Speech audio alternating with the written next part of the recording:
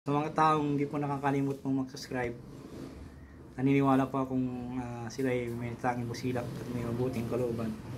Saan man kayo naroon sa iba't ibang sulok ng mundo, sana kayo palaging malakas, malay sa sakit sa araw-araw.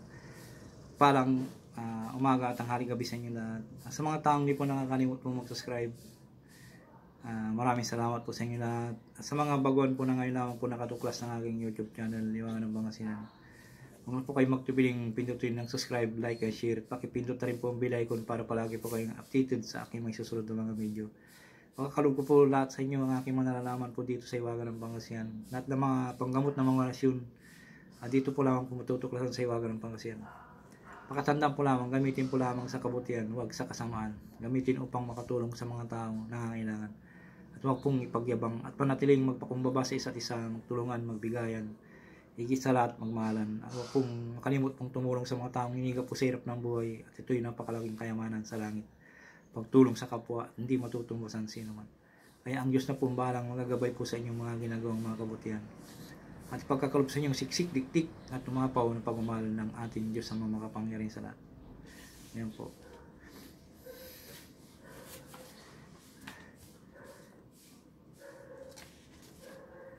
Ang share ko po naman po sa inyo yung diskomunyo sa mangkukulam, mambabarang, masamang espiritu at iba pa po. Ito po yung usalin lamang po sa isipan ng 3 beses ay ipo sa tuktok ng pasyente.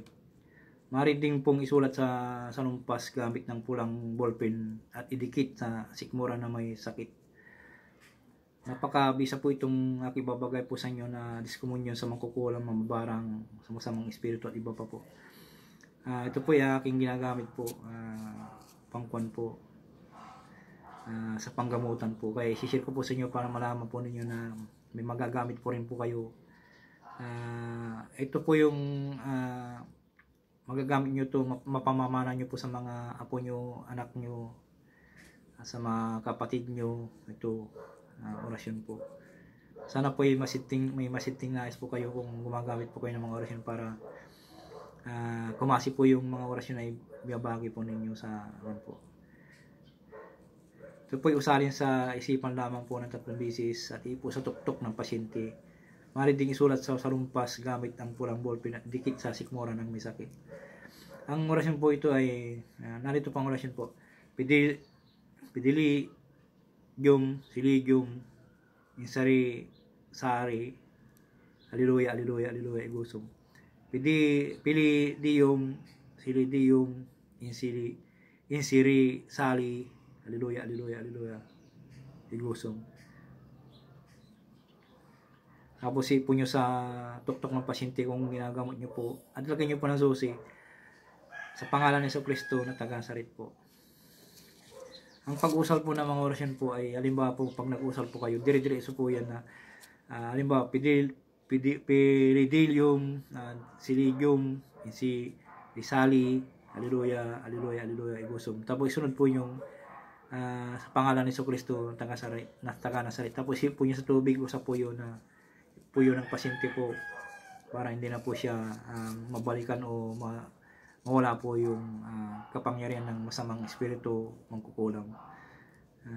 Napakalakas po ito na orasyon po.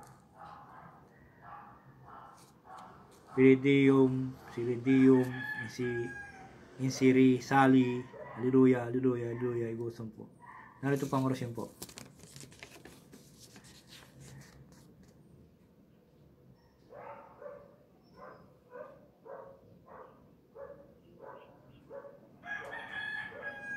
Screenshot nyo po para nyo po.